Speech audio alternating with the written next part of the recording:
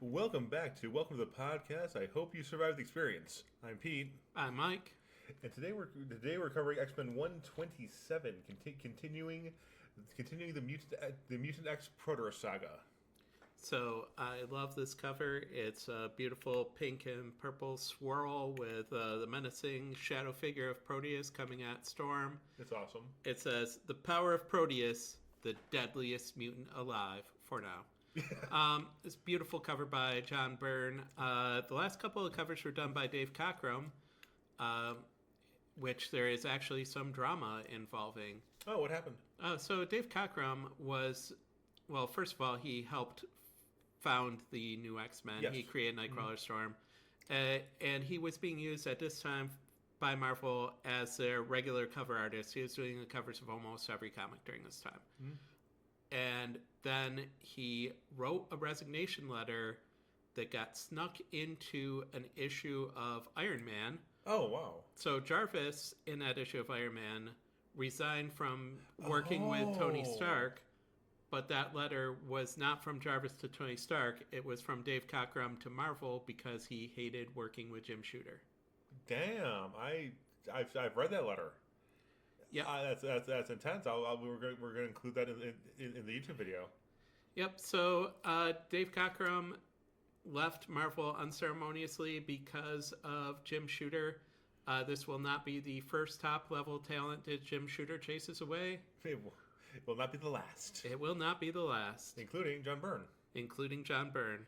Who at this point was spending a lot of his time buttering up Jim Shooter and defending him from other people claiming that he was a monster. Yeah. John has opinions, and we can probably do an entire episode just of John Byrne. Things John Byrne says. Yeah. So, but he's a heck of an artist for Uncanny X-Men. He's a great artist. He's a great artist. He's a really good writer. You know. And man, this cover is just beautiful, though. Yes, this is great. And again, pretty accurately describes what's going on in the comic, except for Cyclops is not an onlooker to this battle. Mm-hmm. But this is essentially page 0 of the comic. That's how accurate this is, except for Psych being in the background. And then we the gauntlet of the quality of hatred. And Storm is putting everything she can into a massive wind to try to stop Proteus from claiming her body, exactly where we left at the end of last issue. Yes. And it does not look good for Storm. I love so Storm has this whole tempest going on behind her. She's in the foreground. Wolverine and Nightcrawler are in the back. Wolverine's still covering Nightcrawler up. And the way that Byrne depicts Proteus is that he is just a blue void in the storm. At this point, he has worn out the police officer body more or less, and we're just seeing the power of Proteus, the deadliest mutant alive, basically. And Storm is thinking, I can't even slow him down. Well, I'm screwed. And so, despite saying that last issue that it was too risky to get airborne, she immediately gets airborne. She gets airborne. She knows that this is a problem, but she would rather die than be possessed by Proteus. And he immediately calls her his pretty little blackbird, which is kind of creepy, oddly racist for a kid who was raised in a cell. I mean, he was raised in a cell by Moira MacTaggert. That explains it. She probably just now, Kevin, you can never say these words. Here's a bunch of words you can never say. I like my Scottish accent, gosh darn it. All he could do is just watch Blazing Saddles over and over again. It's okay when he says it. Oh God, I'm just seeing every incel who's like, why is it okay when he says it? Yep. So once again, Proteus does the same thing that he did before and makes the ground rise up to hit. I can't allow you to do that. And you'll remember that Storm had stripped the ground down to just rock. Yeah. So this is just rock. There's no grass. There's no loose dirt. She is lying directly into compact earth. And it knocks her out. And now Wolverine. Oh, that is so cool. I have never actually noticed that panel on the left there. Just how awesome that is. Yeah, it once again shows like the weird reality that Proteus is like.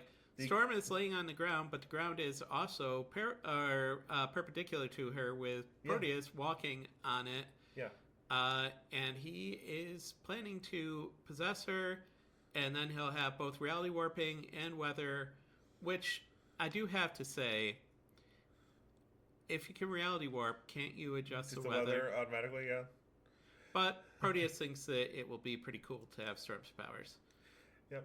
And then you have Nightcrawler. You have, again, this is just John Byrne, and John Byrne when he's on his game, he is on his game, and for these issues, he is on his game. I mean, for the next dozen issues. He's Nightcrawler's saying we gotta do something. Wolverine's like, I want to, but I can't. I also can't move.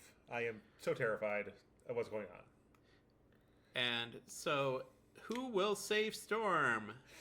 Nightcrawler wants to. He's going to teleport to beat him up, and he knows that Wolverine is too scared and chicken to do it. And a bullet narrowly misses Weapon X, or not Weapon X, but Mutant X. Yes. It's a sniper. Who is that sniper? It's his mother. Moira MacTaggert with a sniper rifle. So Moira MacTaggert, despite being the world's foremost geneticist and also a housekeeper for the X-Men, and a weird prison warden for her kid, and a bunch of other things, is also a big gun aficionado. This is not the first time that we see Moira with a gun. It will not be the last. She had a AK back in, I think it was X-Men 97 or so. Yeah. Just like someone came to the house and she answered the door with an AK. Mm-hmm. And then she'll have an AK again when the Reavers attack Muir Island. Dude, part of every good housekeeper's job is to smoke fools. Yep. And so she is trying to shoot him, and he's like, the bullets are metal because lead is a metal, and metal can destroy him. Yeah, so I just want to point out, Mutant X is vulnerable to bullets, just like everybody else. My one weakness, getting shot. But, the difference between Mutant X and everybody else is that only bullets can really hurt him. Yes, true. And she, you can't, Moira misses with her first several shots, and you might think maybe she's not a great sniper, but the fact of the matter is that you got this immense gale going on down there. Yeah. It's hard to see. Mm-hmm. When we see this from Moira's angle, everything is obscured. You can barely see anything. And so she switches it to a digital thermal sighting. In 1979. So she spent a lot of money on her sniper rifle here. And she's like, I love you, but I also love the X-Men and I love humanity, so I'm going to have to shoot you. And so she is the digital set that we're looking at apparently zooms in on his consciousness from what I'm reading for the site. Like, I don't know. He is still kind of in the body, and so she's like, I have no other choice except to shoot you. Yeah. And Cyclops stops her. You bloody fool! You spoiled me shot. I think it's kind of interesting that Moira MacTaggert last issue was in a orange and yellow version of this, and now it's a blue and purple version. It's a mood science jumpsuit. And next issue will be back to the yellow one. So Cyclops is like, why are you shooting at him? We're going to capture... And in the middle of him telling her that she's a fool, she beats his ass. There's no other way. She schools him. She shoves the butt of the gun directly into his stomach, and then she hits him in the back, and then he falls to the ground, and gets knocked out. Yeah, and it's and the Claremontian narrator is particularly harsh. On the way down, a rock completes the job, begun by Moira's gun. Cyclops is out cold before his body hits the ground. I always love it when a random civilian just like beats the crap out of a superhero. It really is kind of hilarious. Jarvis in the Avengers is probably the most known for doing that. Jarvis. Alfred sometimes and Batman. Oh, I still love that issue of Batman. Somebody breaks into Wayne Manor, and Alfred just freaking hunts them like an animal.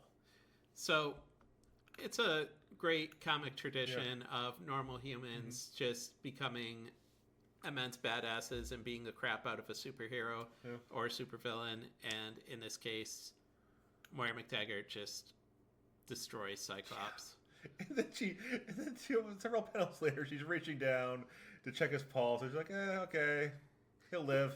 He's going to have a goose egg, but you know what? Yeah, it's fine. I'm sorry about that. I guess. Oops, sorry about that.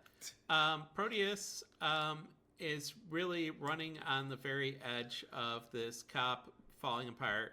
So he jumps into Nightcrawler's Jeep because he's like, I'm going to have a totally new vehicle that nobody will recognize, but doesn't stop to think the X-Men rented or own this Jeep. Of course they know what it looks like. Now, this is before Find My Jeep or whatever, so at least he doesn't have an AirTag in it or whatever. Yep. But he is thinking that the Jeep is good, and also, his cop car blew up. Yeah, true. Oh man, it really is kind of great. And then Moira just leaves Scott face down in the rain, which seems like a good way to make him to drown him. And despite the fact that she listened and didn't comment when Cyclops was like, he could be going here or here or here or here, she's like, I know exactly where he's going, and I'm going to go and stop him. I'm going to get there first. And, why she hasn't shared this information with the X-Men is because if she shared it with the X-Men, they would stop her from killing her kid. How dare they? And this is just a God damn it, Moira. And so by the next panel, the storm has cleared. The other two Jeep. There were 4 Jeeps, right? Yeah. Oh, Scott and Moira were in one. Yeah. Yep. Scott and Moira's Jeep is gone, and Nightcrawler and Wolverine's Jeep is gone. So now we have the Havoc Polaris Jeep and the Colossus Banshee Jeep. Yep. And then they're just getting coke. They're just drinking cocoa. I love it. And Wolverine is basically in the fetal position. Yeah, and Lorna is covering Storm strategically with ace bandages. Yep, and Cyclops is like, Mutant X is Moira's son, but she wants him dead in a big way. Yeah, Scott. It must be really awkward to have a parent want to kill their child.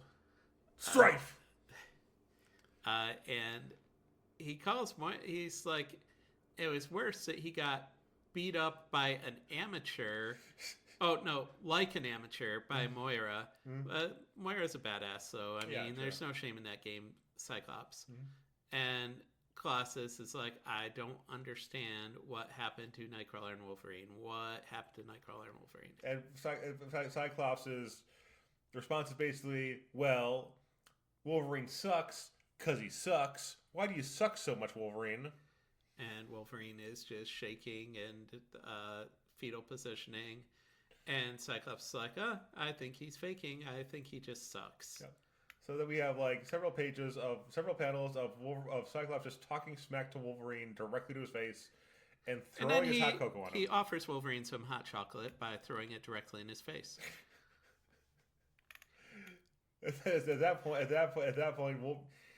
point, even catatonic Wolverine has had enough and lunges at Cyclops. You're not my real dad.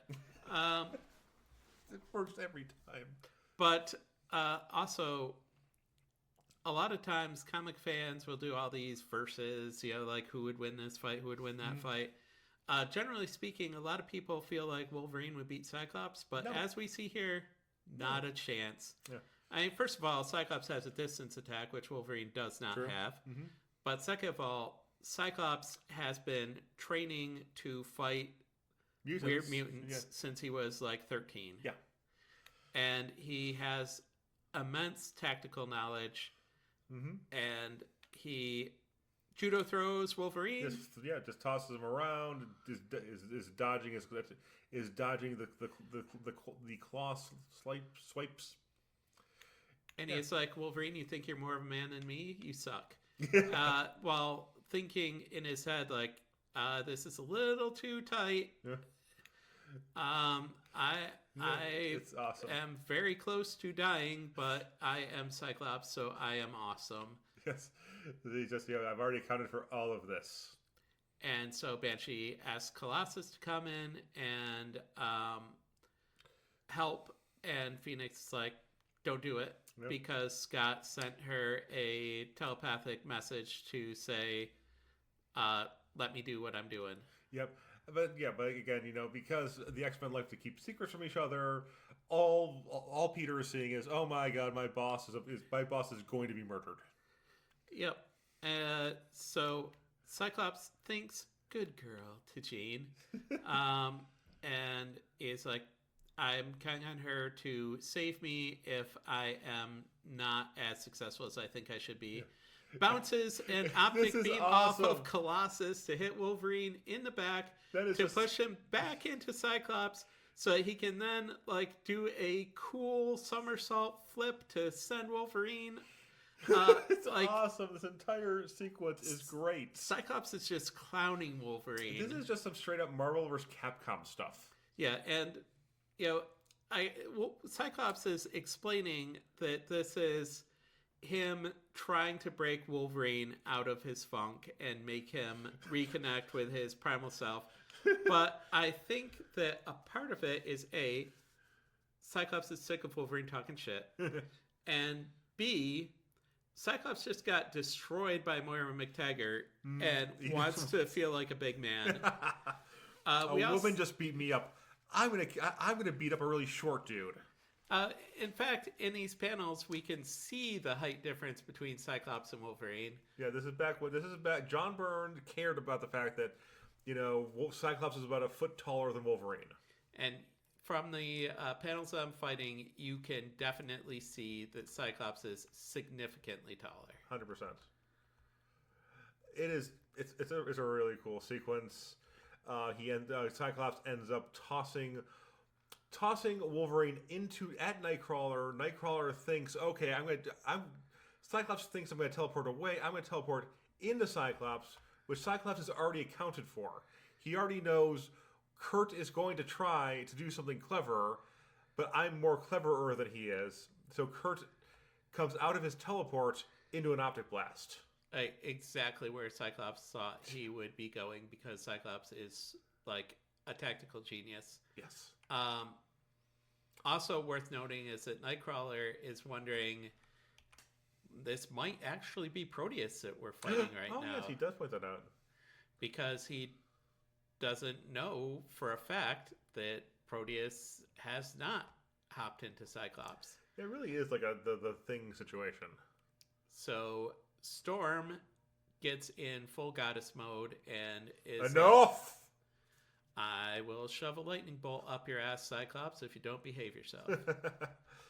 Listen, I allow all of you to pretend that I am not in charge of this. So Cyclops hits the dirt right in front of Storm with his optic blast in order to knock her on her butt, and then immediately is like, okay, I surrender. Because he's like, I've got one shot at Storm. That's all I'm going to be able to do. After this, if we keep fighting, she will stick a lightning bolt up my ass. Yes. So he's like, I quit. Okay. We can fight in the danger room later if you want. But right now, I don't want to die. And Storm is like, I share Wolverine's upsetness about this. If Proteus is so important, why are you doing this stupid crap? considered a session in the danger room. And Storm is like, what? And Jean just totally like narrates exactly what's happening with a very haughty gesture of one hand on her hip. Just one hand, her hip's cocked, one hand's on her hip. You know, listen, I'm Jean Grey. I knew all about this beforehand. I probably gave Scott the... You don't know that I didn't give Scott the idea in the first place. And Cyclops admits that Moira beating the crap out of him was part of the reason why he wanted to do this.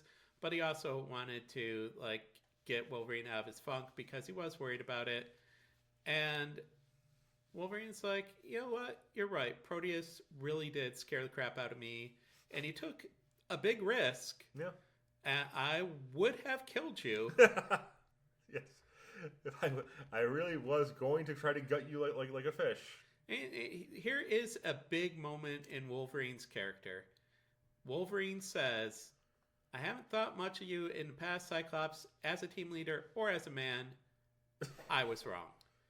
Wolverine saying he was wrong, basically like saying, you're not my real dad, but you're still kind of cool. Yeah. But I guess I don't mind that my mom's dating you. And Cyclops actually feels good about the fact that Wolverine acknowledges his leadership. And he's like, Proteus doesn't register on their Cerebro, and neither does Moira. Because she is a normal human, not a mutant, it will always be that way. Yeah. Okay. Listen, I don't like the plotline either. Mike's giving me this look. It's not my plotline, man. It will always be that way. Moira is a normal human and not a mutant. You hear that, Jonathan Hickman? So Jean says that Proteus is invisible to her telepathic powers too, and she apologizes and says she probably should have said something. Yeah. But I think Cyclops picked up on that because he wasn't saying, why don't you telepathically scan for Proteus?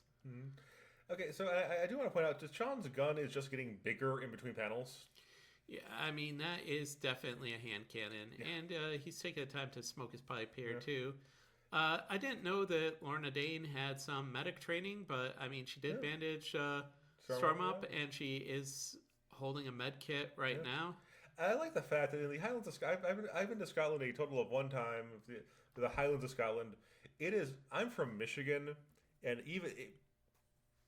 Scotland has some kind of like damp coldness going on. It's awful. Lorna and Sean are the only people with enough common sense to be wearing sweaters. Lorna, we will see in the next panel, is actually wearing a sweater over her Polaris gear.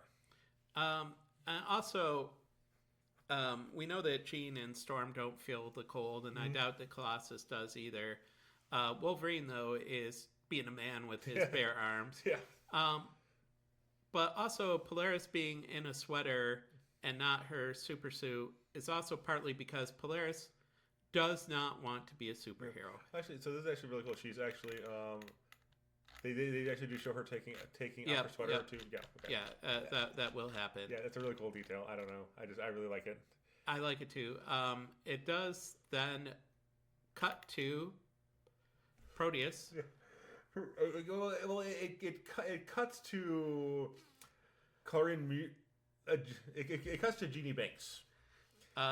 Who is a young shop girl, which shop girl is Britishese for cashier. And she looks like she's 13. And she has a flat tire on her car, which she can somehow drive despite being 13. I think that John Byrne read Chris Claremont saying, "Girl, it's going to be a shop girl," and he thought, "Oh, well then clearly she should be 13." Yeah. But yeah, it just is a really, like, I think a weird image. She sees a policeman coming in a Jeep. She has the most Scottish word bubble of all time. I'm not even going to try that. Yep. So she's in a tearing hurry, and it's more than a mile to the nearest petrol station. But she sees a policeman coming in a Jeep. I don't know how she sees it's a policeman, despite it being in a Jeep and the fact that the policeman is rotting. I like the fact that she sees a Jeep and she's like, "What's that?" Oh, it is clearly a Jeep with somebody in it. And although points for accuracy that they are driving on the proper side of the road for England. And So Proteus is like, hey, what's wrong? And she says, oh, well, I've lost a tire. Can you help me out? And he's like, oh, I can help you out. By helping you out, do you mean taking over your body so I can kill my mother? If that's what you mean, I can help you out. So he takes her over, and we see the silhouette of Jenny Banks with just her eyes aglow, which is the kind of towel that we're using for Proteus jumping bodies. Yeah. And he then decides to, get rid of the get rid of the body, and also to change the tire. Mike sent me a text about this, and he's like, how does Proteus know how to change a tire? It's like, that is a profoundly good question. It does kind of say within this story that Proteus gets the memories of the people that he hops into. Which means Jenny Banks is popping tires? No, Jenny Banks doesn't know how, but the policeman may have. Yeah. Angus Angus McWhorter definitely did.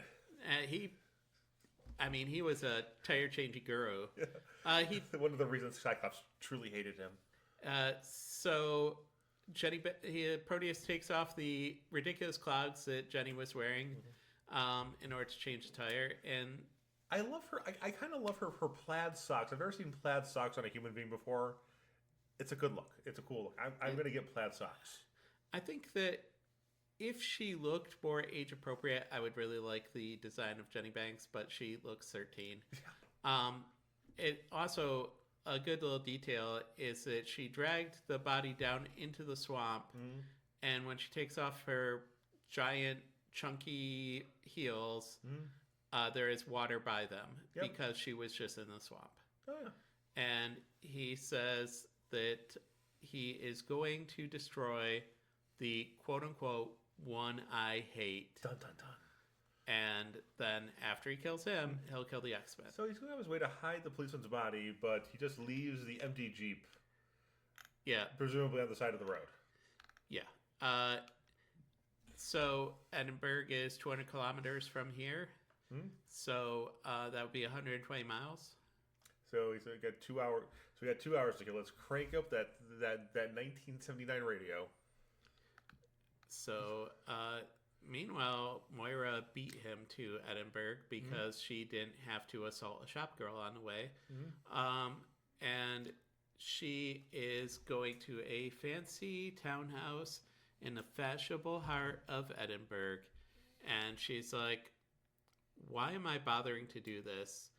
She married a dude named Joe MacTaggert, who was a Royal Marine, and he was, a rough and tumble guy. And he was beautiful, Mike. And he was beautiful, and now he's a member of Parliament, and one day he'll become Prime Minister. But what we also learn is that the reason why we have not seen Joe MacTaggert before is that he is a douche. I just kind of love, she rings the door, she rings the doorbell, the butler answers. He presumably hasn't seen her in 14 to 17 years, and she's like, Miss MacTaggert, yes, the master is in his study, and no one's surprised by her showing up. She's back in her yellow and purple supersuit with a overcoat over it to kind of disguise it. I don't know. And she's like... she's been gone for 20 years. And he's like... She's also thinking, like, he's acting like he just saw me, and he's just being a jerk. Yeah, that's kind of his thing. So they go over again. He's being completely polite for a person who hasn't seen his wife in 20 some years. He calls her my love, and she's like, I'm your wife, but I'm not your love. I need to talk to you alone. And so he's like, oh, of course. You want to have a glass of whiskey? Want to have a seat? She's like, nope. And then he talks about how great it looks for him as a member of Parliament to be married to a Nobel Prize winner. I think her Nobel Prize is in AK-47. It's in Cap and Fools. Moira MacTaggert, graduate of the streets. But he's like, I'm not going to divorce you. I know you wanted me to, but nope, because you're useful to me to have you around in order to help my political career. Yeah. And he just talks about the last time she saw him, he was in a. He had beat her until she was at the hospital. Until she had to go to the hospital while she was pregnant. He did not know that she was pregnant. He just knew that he beat the crap out of her. Yeah. He says he got a son, and he is kind of overjoyed by this announcement. He's like, I have a kid. That's amazing. I have an heir. It's great. And then he thinks about slapping her up for not telling him about it. And she just draws on him. She puts the world's biggest revolver right in his guts. It's like, yeah, take a step. Take a step. See what happens. I do have a degree in cap and fools. Doctor of Capology, Moira MacTaggert. You are crazy. No, I'm just awful. And that's like your fault. And Joe's like, well, thanks for warning me. Now get the heck out of my house now that you feel that you've done your due diligence. And Moira is like, I wanted to help him. I wanted him to love humanity. But all he saw was how much Joe MacTaggert screwed up my life, how much I hated him, how it's been eating away at my soul, and how she tried, and she's failing, and she keeps failing. And oh, wait, what's behind that police box in the background? Is that someone with glowing eyes? I think that might be Mutant X. I think it could be, but Moira is too deep in her feels to look in her rearview mirror. Yeah. And then I do love Kevin's attempts at the English language. You know, she's talking about Moira has been to see the one that I hate, and he has hurt her again. Yeah, so he learns how to change a tire by hopping into other bodies, but what he doesn't learn is how to talk. You know. And so Joe MacTaggert calls the police to talk to the superintendent, and he's put on hold, and he's frustrated by that. And here comes Kevin. Human father, I need you. You know, the amount of time that the X-Men just spend hanging out in a park during the Proteus Saga is a lot. Yeah. I love that Jean is just sitting in the park, lotus position, just a foot off the ground for absolutely no reason. And she's scanning telepathically to see if any normal people are thinking thoughts about Kevin. Yep. That's kind of ingenious, yeah. And so Jean had tracked that Moira came to Edinburgh, and Scott's like, Moira knew more about Kevin than she let on. He's got to be not far away. And then all of a sudden, Jean gets hit by a mental bolt, and he's killed again. And in her mind, she heard the death scream that he picked up when he possessed that poor girl. Gotta hurry. Proteus power is increasing every time he jumps bodies. Pretty soon, he's going to be unbeatable. And here's a panel that Pete was talking about. I love this. Lorna Dane just taking off her sweater to have her Polaris gear on under it. Like, this is maybe my least favorite Polaris outfit, although it's pretty awful. Although the one that looked kind of Doctor Strangey was pretty bad too. You know what? Polaris has very few good outfits. Her X Factor costume is pretty good. It's solid. It's not great. It's solid. I mean, when her team, like when they all had the matching suits. Yeah. I don't mean the green monstrosity, the green liquid metal monstrosity that came immediately after that. You mean like the bikini that she briefly wore to get Alex to pay attention to her? Yeah. I hated that story. One of our listeners also knows how much I hate that. I just like the fact that Lorna is like, you know what?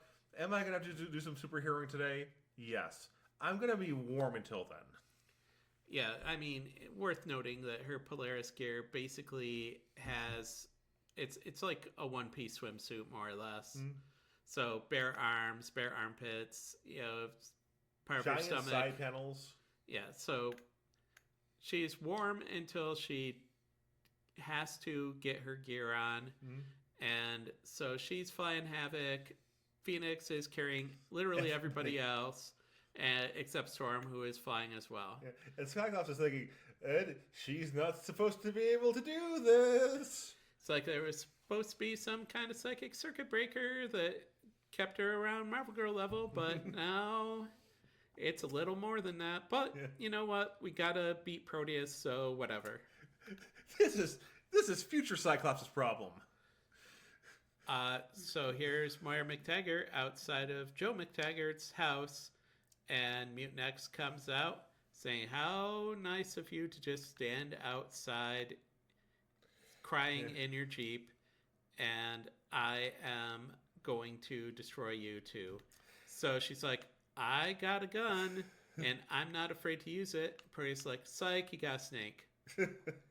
And so now, Proteus is the profoundly uncomfortable merging of Kevin and Joe.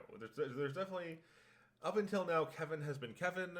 Now there's definitely some Joe in there. Remember that Moira has said that Joe was abusive towards her. And since merging with Joe, Kevin has taken on some of his personality because Joe may have been a mutant because he has a more powerful psyche than anyone else he had hopped into. So Jean has picked up Moira's thoughts, and Proteus is about to kill her. Banshee spots them and says, "Hey, let's go check this out."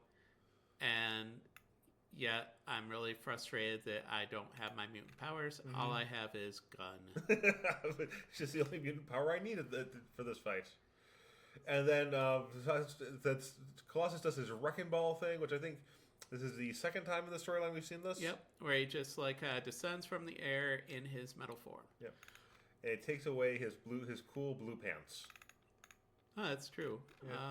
The Cyclops, and when he's flesh and bones, he doesn't have the boot. He has the blue leggings, and then when he transforms, he has the booty shorts. All right. Well, I mean, more power to him. Yeah. And so Colossus lands in between Joe and Moira, and he is going to fight Proteus. Yep. And Proteus does the reality twisted to 90 degrees thing.